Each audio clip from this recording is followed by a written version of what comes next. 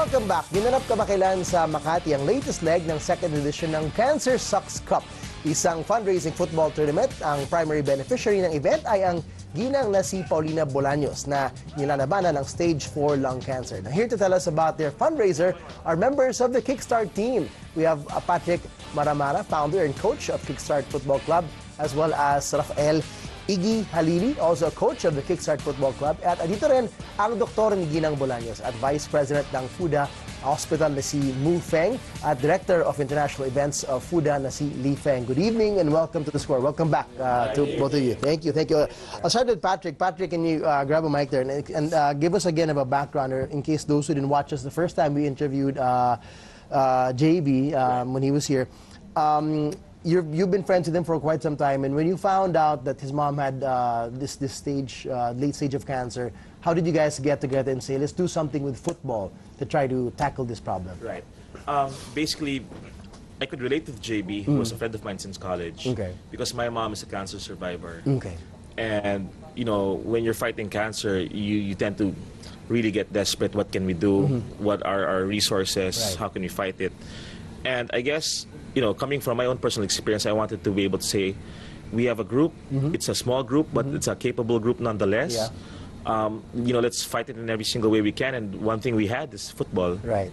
So using that community, bringing friends together, and Iggy's been, you know, helping us with that as well. We bring people together to fight it. And, you know, that's where the Cancer Sucks Cup started. Right. Well, I love the name, first and foremost. It's just straight to the point. It's right out there. Yes. Right. It's not a benefit cup, whatever name, but it's just straight out Cancer Sucks. How did you think of the name, as plain and simple as it is? Well, when we were coming up with the name, you were like, man, this sucks. Just to think of the name. Yes. So, you know, that's how I guess it went down. We were all just like, yeah. Yep. Okay, so there it is. All right, Iggy, as one of the coaches putting together the tournament format, it's interesting to know that the first leg, at least, was pretty much open. You called it the chill. Talk a bit about the chill level of the competition. In the chill level, well, we invited mostly players that haven't played as much as the other players, you know, like beginners, enthusiasts. We mixed in some of the veteran players also in the group, so it's a bit of a balanced level of playing field. But yeah, so we had to separate them also with we had an upcoming tournament also in January. Right, the next one is in January. The next one in January is for the open division. Where when you say open? When we say open, is everyone can join. There is no limit who can join. Yeah, so basically. Well, Patrick, what was the response like when people heard about it, the footballing community in your circles heard about it? I know for one that a lot of these former varsity players always love to have a chance to compete, you know, every so often, whether it's an alumni tournament or whatnot. No? Pero sa inyo, what is it like in terms of getting them on board to join this Cancer Sucks Cup? It was amazing. The response from, especially, you know, from my friends in La Salle and Ateneo, a lot of the veteran players, a lot of them, especially those of, you know, who used to be varsity, jumped at the chance to say that we want to play, and, you know, they gave us all-out support. Some teams even divided themselves into two. Like Easy Football Group, they divide themselves into two to just come in and really double their support. So it's an amazing community, actually, that, you know, that makes us dream of not just doing Cancer Sucks for one time per year, one person. We actually, you know, are trying to do something to make it bigger so that we can help more. And, you know, and that's where, you know, with our association with FUDA comes in, and they've been very supportive. Wonderful. Let's talk to Mr. Li Feng and Mr. Mu Feng about FUDA. First of all, Mr. Li, tell us about FUDA again. So for those who are not familiar with FUDA Hospital, tell us what it is and why you are becoming popular for helping cancer patients getting a different kind of treatment in China. Yeah, actually we are a cancer specialty hospital. We were founded 15 years ago, and we have patients from over 90 countries around the world. So Philippines, we have like 30 patients per month. It's one of the biggest destinations for Philippines patients, and we provide non-traditional, conventional treatments such as cryosurgery and a nanoknife, and those minimally invasive treatments for cancer patients, especially for those who are running out of options.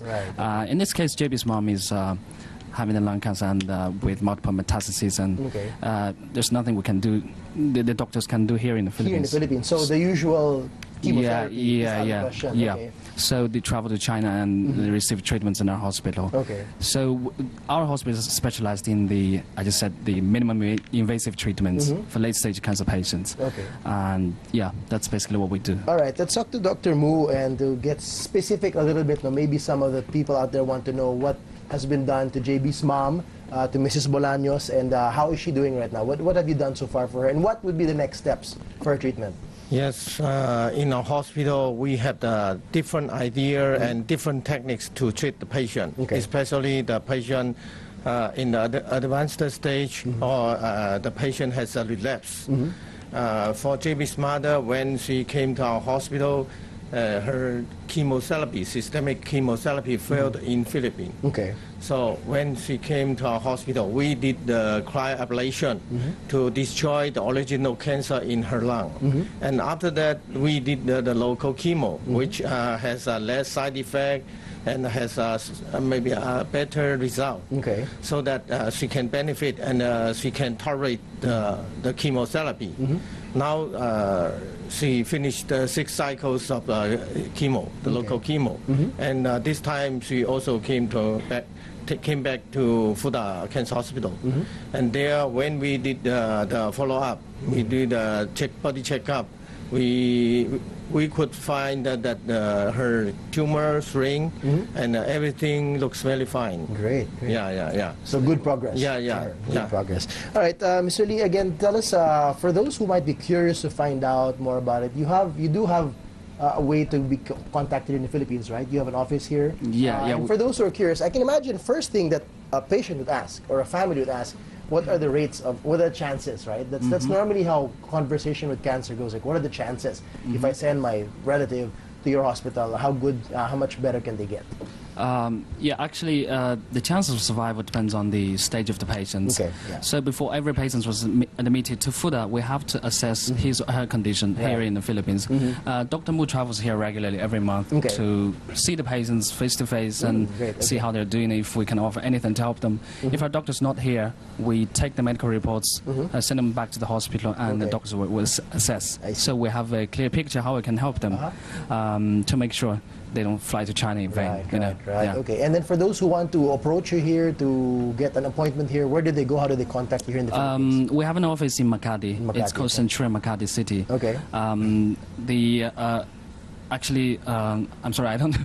How can they Google it on the internet? Yeah, can just Google Fuda Cancer Hospital Philippines. Fuda Cancer Hospital Philippines. And and then the Facebook page, we have everything on the page. Okay. Yeah, they can contact us through Facebook. Okay, well, back to Patrick and the group. How do you guys feel that you're hearing this good news? I mean, your efforts are getting positive results to help the funding and awareness, and as well, the progress of JB's mom. How do you guys feel about that?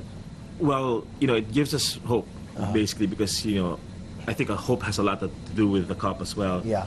You try to do the math and you feel like it's impossible, but then you have people who come along to really try to help, and you have people like Fuda who makes that small part of hope a little that much bigger. And then you see all the friends, all the people who want to play. It makes you want to do more, really, and use this platform in your community to reach out and do something different for more people as well. And Iggy? Wonderful. During the Cancer Sucks Cup, Tita Lina actually goes there. Oh, she went. Okay. The players actually gets to see her before we play. That's a different thing, that you actually see her, right? Yeah. So we can see the progress from the first cup, and then from the cup that just finished, and everyone feels great about her chances. Nice. Everyone feels great that she looks good. She looks better. And it makes us want to play better, and do this more for her. Nice. Okay, so for those who want to join the Open tournament happening January 1, give us some details, Patrick, and for those who want to contact you guys. Well, we're at Kickstart Football PH on Facebook. That's basically the easiest way.